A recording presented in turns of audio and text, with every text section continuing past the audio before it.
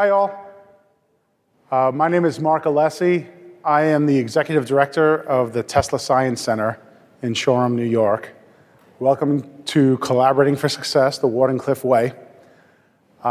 Would like to run you through a program where we're going to do an introduction to Nikola Tesla, just a short one. I'm assuming most of you here, you're here because you've heard of Nikola Tesla or you appreciate his work. Tell you a little bit about his last standing laboratory on Long Island in New York State and how we were able to save that laboratory from being destroyed. Part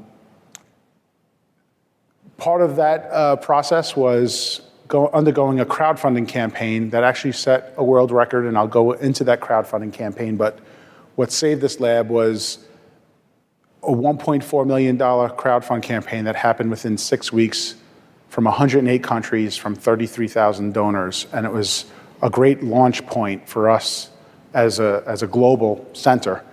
And we'll go over why we feel there were some specific items in that crowdfund that made it so successful and what the keys to that collaboration was.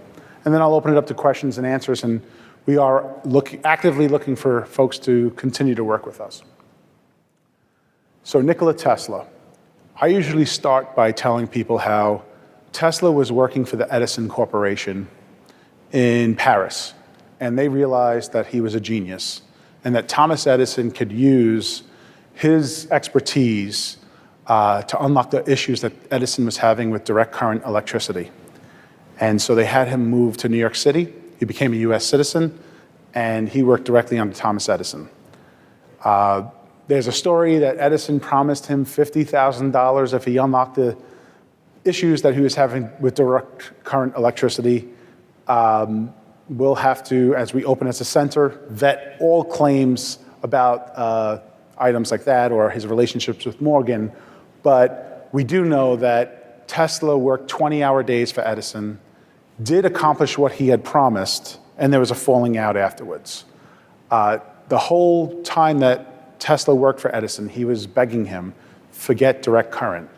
I know how to do alternating current, and it'll travel further. We can get it to more people. It'll change lives. So Tesla's concern was that if direct current was what became the standard for distributing electric generation, rich people like JP Morgan would have a coal-fired power plant basically in their backyard, and within 2 miles of that power plant, there'd be electric, and everybody else would be in the dark. It was a very expensive delivery method. So I tell this story because it also highlights what Tesla is all about. He was more interested in inventing and moving humanity forward as much as he could before his time on Earth was taken. And so in this battle, this AC versus DC, the Tesla versus Edison, Tesla was backed by Westinghouse. Edison had his own company. At the time, it was called General Edison, GE. Eventually, it became General Electric when JP Morgan knocked him out of that company. But Tesla ripped up his royalty contract with Westinghouse so that they can have the competitive advantage needed to raise capital in the 1880s recession, and that AC would have a fighting chance to get to the masses, and it worked. So Tesla had over 300 patents.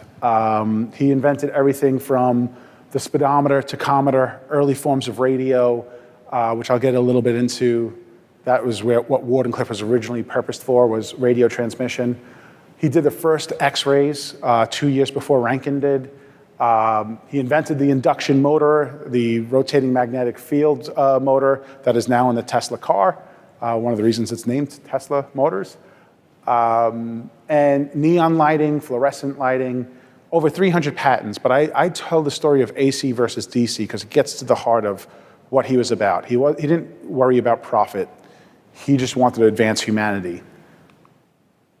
At Wardenclyffe, after he won this AC-DC battle, and he unlocked the power of Niagara Falls with Westinghouse's backing. By the way, that's something he predicted doing at 7 or 8 years old when his uncle read him a bedtime story about Niagara Falls. as an 8-year-old, he could say, that's energy. I know we could harness that and create electricity and power people's lives. So that's pretty remarkable. But he becomes the man about town in New York City. He lives at the Waldorf Astoria. He's friends with Jacob Astor. He's friends with Stanford White, J.P. Morgan, and Mark Twain, others. Morgan funds him to build this lab on Long Island to send the first radio transmissions across the Atlantic. There was a tremendous business opportunity. If you are able to receive those transmissions in London, you'll know the New York City ticker tape and be able to trade upon it, as opposed to waiting for a ship to come over with news. And that was what Morgan was most interested in. Stanford White designs this building and helps design this tower that is behind it. And they're off to the races, trying to do the first radio transmission to Europe.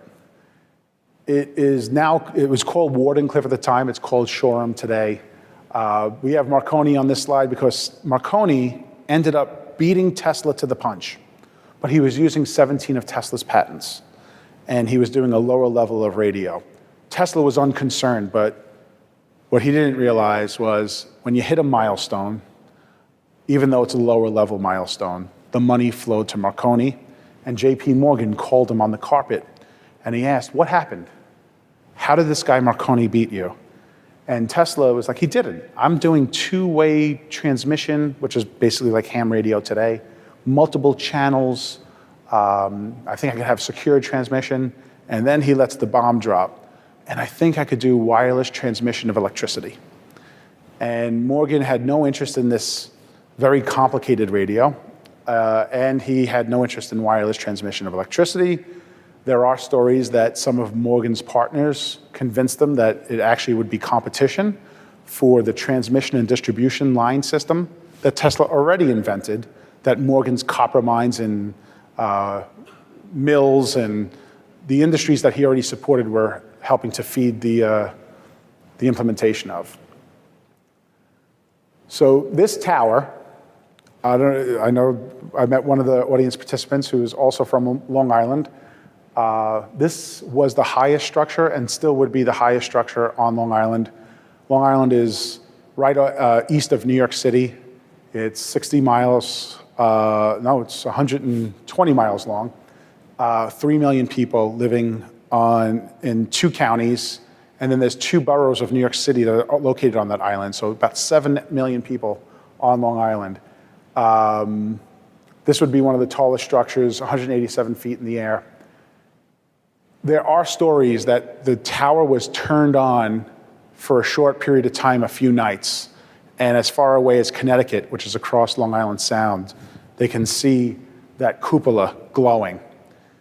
So some people see this as a very large Tesla coil. There are researchers that tell us it operated slightly different than the Tesla coil, and he was trying to send energy through the earth as opposed to outside of the cupola. The long distances wouldn't have happened on top, it would have happened on bottom. Tesla lost control of the site, and from the Waldorf Astoria. So he was living at the Waldorf Astoria. He's friends with Jacob Astor. When J.P. Morgan pulled his funding, Tesla was pouring his own money into the project, just as his royalty payments were running out for his other patents. So he went bankrupt. Jacob Astor looked the other way because they were friends. Unfortunately, in a very difficult year for Tesla, he loses a lot of people in 1912 as the Titanic goes down. Jacob Astor dies. His brother takes over the Waldorf Astoria, calls Tesla's debts. Tesla loses control of the property. They knock down the tower by 1917. And it goes into an industrial complex where they did film processing, a company called Peerless Photo. Unfortunately, in the 20s, 30s, 40s, when you had chemicals, nobody thought twice about pouring it into the ground to get rid of it. And it became a brownfield site, a Superfund site, that required decades of cleanup once this company ceased to exist on site in 1987. That's a blessing and a curse. It's horrible that it happened. However, if it didn't, this would probably be condos already. And once the cleanup was done, the community came together to try to save the site. So the mission since 1996 was to secure the site and turn it into a museum and science center to reflect Tesla's ethos of innovation to improve humanity. So obviously there were early challenges. There are a number of governmental regulations surrounding the cleanup of the site, but just getting control of the site was a good deal of money that the community passing the hat at local charitable fundraisers, it was hard to get to the price tag. But how do you start implementing a crowd fund that can help raise enough money to buy a big industrial complex like this to try to save that Tesla legacy and tell his story? The community first made some loud statements of why this was the most important thing to them to pull off in the local community. And that crowd, jumping ahead, has only built since the crowd fund. And just last year, when we got our historic designation, we beat another record. So it was a world record crowdfunding campaign. Well, we got a call. We put in for our application to become a historic site because that opens up other funding opportunities from the state and federal government. It goes through New York State first, and then it gets referred to the federal government for the federal historic designation. A friend of ours suggested we get letters of support to send to New York State Historic Parks, and we put it out to our crowd. And then 3 days later, we got a call from New York State saying, stop. You already beat any project that's ever happened in New York State. We've gotten 10,000 letters in 3 days. We're going to be approving your application. So getting back to the crowd fund, my background, I'm a serial entrepreneur. That's why I'm at the Tesla Science Center now. The tech community is a big cross-section of who came together to help save the site. But I was also a local politician. And my community came to me and said, let's save this property. And I'm not too embarrassed to say that 15 years ago, I didn't know who Nikola Tesla was. Now, mind you, I live in the same community that this lab exists. A good part of the community didn't know what this lab was. I live 3 houses away from where Tesla lived. That's a travesty. But I was educated, and I realized this is a World Historic Site. And so I was able to cobble together some state grant funding, about $850,000, to help buy the property. But we needed a match. And just as time was running out, as the property was up for sale, the local community group that for years was trying to preserve this property, they were reaching out on social media to their much smaller crowd at the time. We need help to match this state grant. And almost simultaneously, one of their followers came and said, you should call Matt Inman from oatmeal.com. He just did an article about why Tesla was one of the greatest geeks ever. And he might be willing to help. He's got a big following on social media. Simultaneously, as they were reaching out to him, he reached out to the Tesla Science Center because he heard about the call for help. And he's like, I'm willing to help you with a crowd fund. And they launched, let's build a goddamn Tesla museum. And the local community and the current board felt that maybe they would raise some money that can get the ball rolling to match that state grant. In the first night, it raised over $250,000. So they realized something unique was happening. This was the beginning of crowdfunding, 2013. And the next day, they had $500,000 hitting the account. And it continued to grow. Well, what happened? So first, one of the most important things is you have a superstar like Matt Inman jump into your project who already has a built-in tech following. His crowd that follows him are the same kinds of folks that are interested in Nikola Tesla. And so there's a lot of synergy there. The folks that are following him and are interested in Tesla happen to be in technology and happen to help create a viral campaign. and it wasn't coordinated. It wasn't having a number of consultants on pulling this off. This was a grassroots viral campaign where somebody would jump in and create content and post it to their friends, and it continued to grow. In the end, we raised over 1.4 million, 6 weeks, 108 countries, 33,000 donors.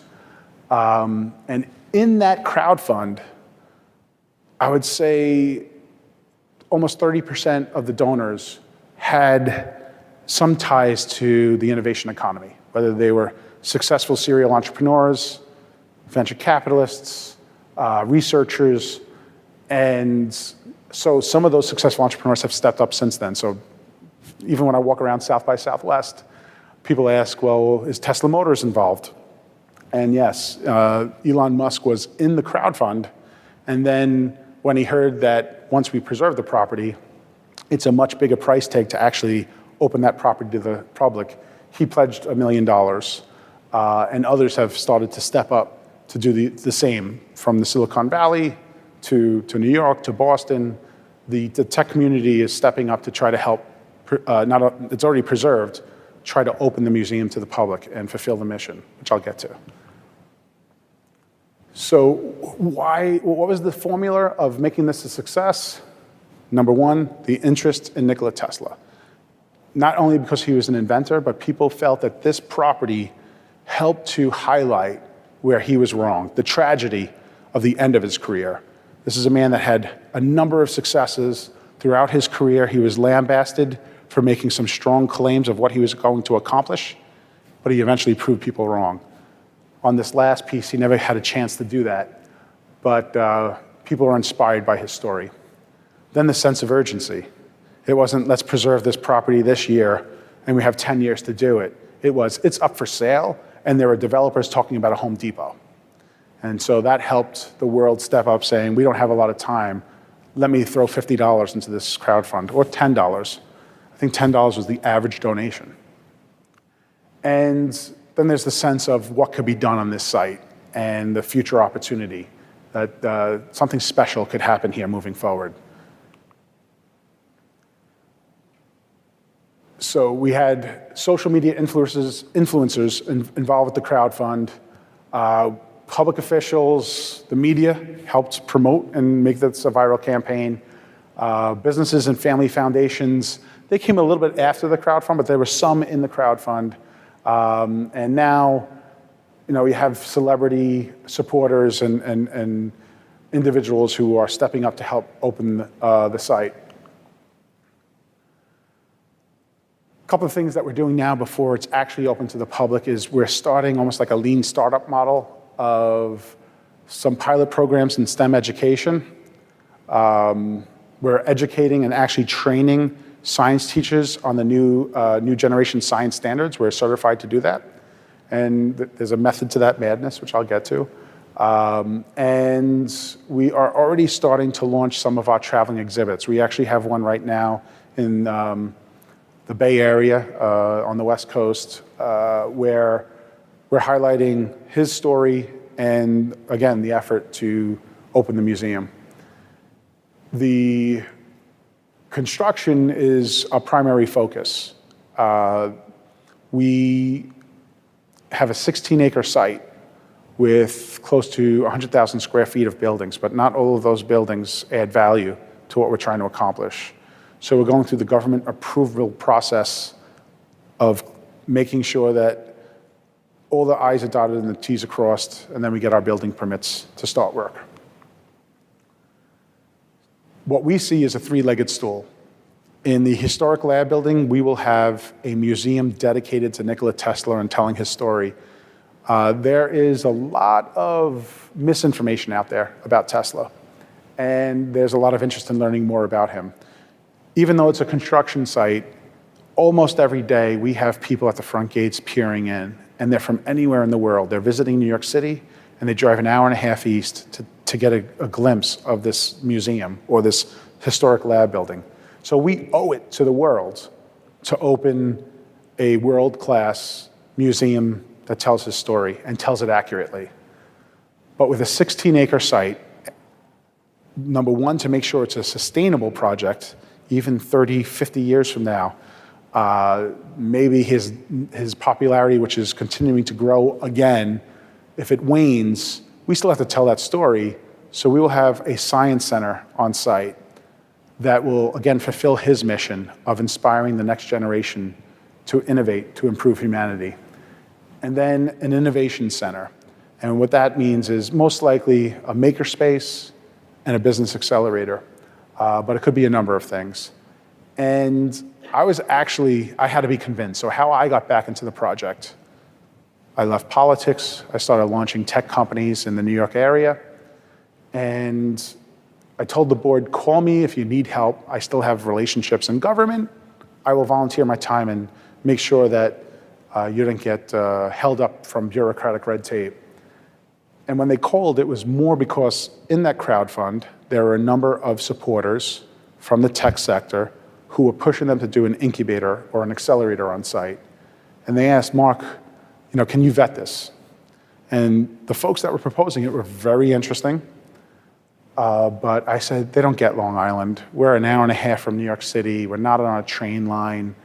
All my friends are starting incubators a half hour from New York City on a train line. It makes more sense. And so I get a call from a gentleman named Dusan Stoyanovich, True Global Ventures, but he's also a Tesla descendant. And he's like, I heard you're against my idea. He's like, listen, have you ever been to the Silicon Valley? And back then I hadn't. He's like, well, you get off of a plane, there's no train, you drive for an hour and a half to Palo Alto, it's sense of place. I don't care about your area, Long Island, but I care about this site. And my friends who I've been talking to, we care about the site. You have our eyeballs. Why don't you use those eyeballs to help the Teslas of today? So I went back to the board and I said, this makes some sense, but it'll be a back burner issue. Well, it seems to be one of the driving forces of what makes sense with this property moving forward is bringing the community together and helping the next Nikola Tesla not fall victim to some bad business decisions. Some of our supporters are pushing for cutting edge science. So science centers are wonderful to go to and they help lift up a local or regional community with STEM education. There's a little bit of pressure at our backs to be bleeding edge and to be virtual so that anybody in the world can get access to the best K through 12 STEM education through us. And they don't have to come to a bricks and mortar location to do that. Like I said, we are already training science teachers across the New York metro area. Our goal would be, again, to be able to open that up, have visitors come to Long Island or science teachers coming to Long Island for their training, but they could also do that virtually. The Tesla Mania program, which grew significantly this year as we progress down the road of programming, that's bringing science educators together to demonstrate their best-in-class demonstrations under the banner of Nikola Tesla. But the method to that madness, I said I would get to that, is I lived 3 houses away from where Nikola Tesla lived, and I didn't know who he was because he wasn't in my curriculum growing up.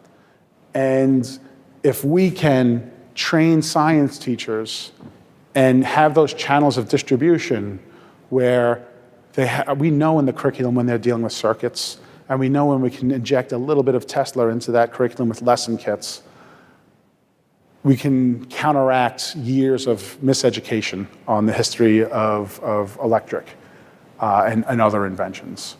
So it's important for the mission to make sure that he's never forgotten, and being a part of cutting edge science is part of the mission, but also being a part of helping spread the word about who Nikola Tesla was is also an important part of our mission. So in the Innovation Center, I explained what we're trying to do there. The way we envision it now for an accelerator is we would have a worldwide business plan competition where we would pick 5 to 10, and it's not we, it's Tesla Science Center, but we'd bring together a selection committee from around the world, from some of the world's best incubators and accelerators, and we would find a cohort of businesses every year that we can help support. Now, the project itself, the big part of what we're doing now is the capital project. We do have to open to the public. We will be opening our first building by the end of this year. It's our visitor center. It'll serve as some exhibit space, and I'll show you a little site plan after this slide. But in total, this is about a $20 million project. We raised $7 million so far.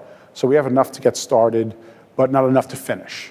But we will get the place open to the public, and we will begin taking down the buildings that are around the historic lab building, and we would start repairing and getting ready to open that historic lab building. We have a collection of architects and engineers from the New York metro area that they donated time to help us come up with what the vision of the property could be.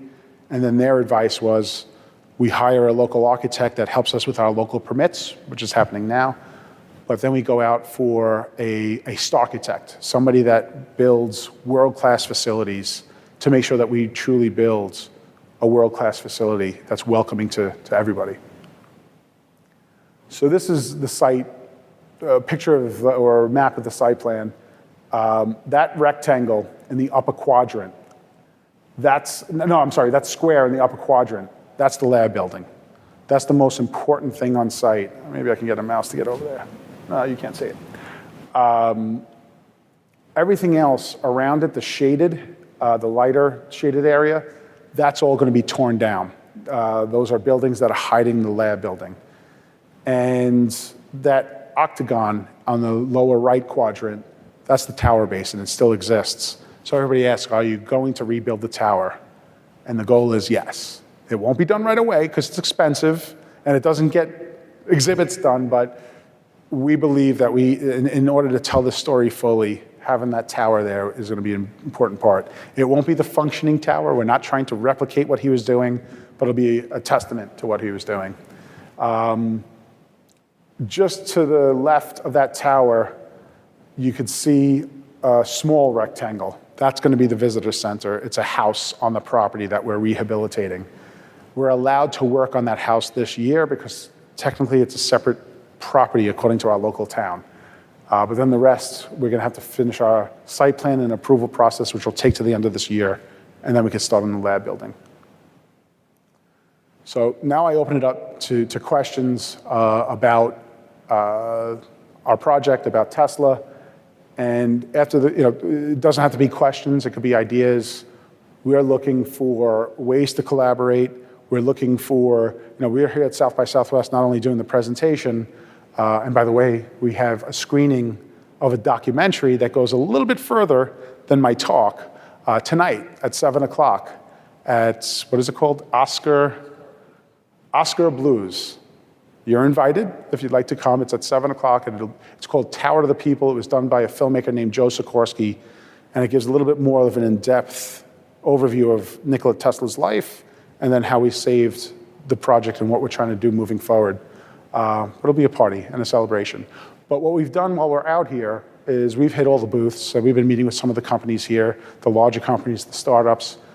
We're really interested in VR and augmented reality, especially in the beginning, but I think in general, that is where content is going to be going, even with science centers. But when we have a small building, it's a lot easier. Instead of having 5,000 or 10,000 square foot exhibits, to have someone have a VR set in, and I can have them walk around the historic lab. We already have that rendering done. But we want ideas on what would be the coolest exhibit to tell this story about Tesla, or another story about innovation, or a new technology that we should be highlighting. And that's why we're here at South by Southwest. So are there any questions?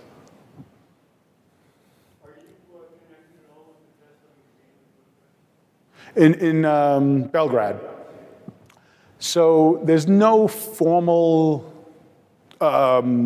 paperwork between us saying that we're connected, but there is a lot of collaboration. So they have designed some of our early prototypical exhibits, like the Egg of Columbus, which was what Tesla used to highlight his rotating magnetic field motor to impress investors.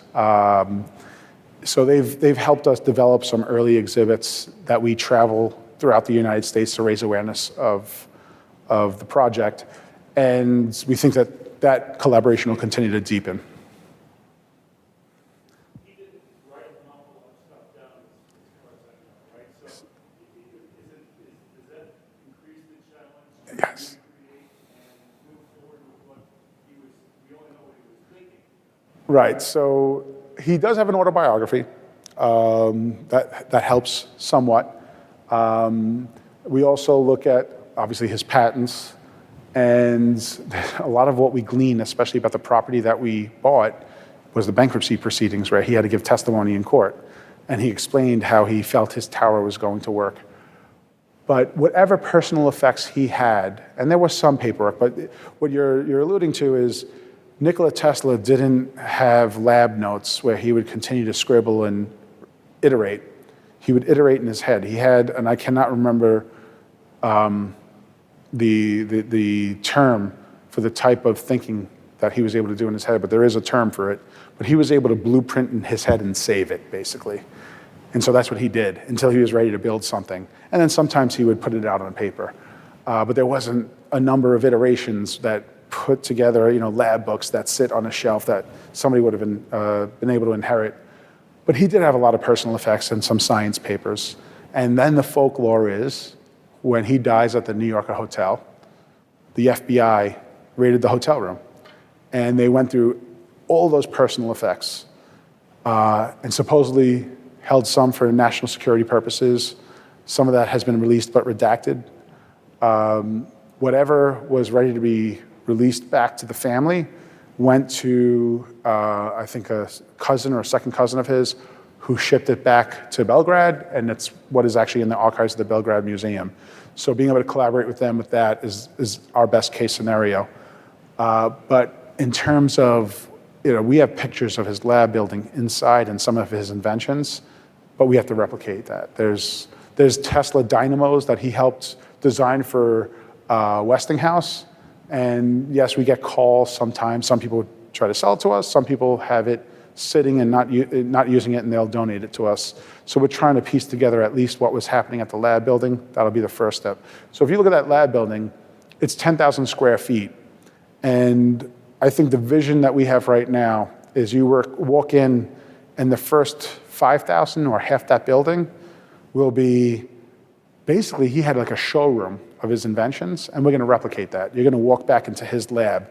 If you've ever been to the Edison Museum, and sometimes in certain circles, if I mention Edison, there's hissing, but I think he had some remarkable, obviously immense inventor, and his museum is inspirational, but you walk into his museum and it's very historic. It's run by national parks, and it's pretty remarkable to walk in and smell the oil and see his lab coat hanging there, and his desk that has not been touched since his death, but plexiglass has been put over it. But that's only part of our museum. We want to be very interactive. So the other half of the historic lab building will be highly interactive, maybe with video links to Belgrade, where visitors from both centers could talk about what they're seeing, but interactive exhibits talking about Tesla. And so it's not just going to be a dusty museum with relics from 100 years ago. I think, and that's one of the reasons we're doing a larger science center, Tesla, who's a futurist. This is a guy that in 1926 said, one day we're going to be carrying around a device in our vest pocket where you could talk to anybody in the world wirelessly and send pictures, videos, and typewritten messages. And people are like, you're nuts. But he saw where we were going to go. And he's a futurist. So if he walked on site miraculously, and all we had was a museum talking about what he did 120 years ago, he'd be ticked off. And that's why we have to talk about how that was the base. This is like a temple to tech. That was the base of where we are today. We can talk about where we are today and where we're going, and then help those that are going to try to get us there. Any other questions? So, I'd like to thank you for coming out. I'd like to ask you to come to our party tonight. This is a very special opportunity for us.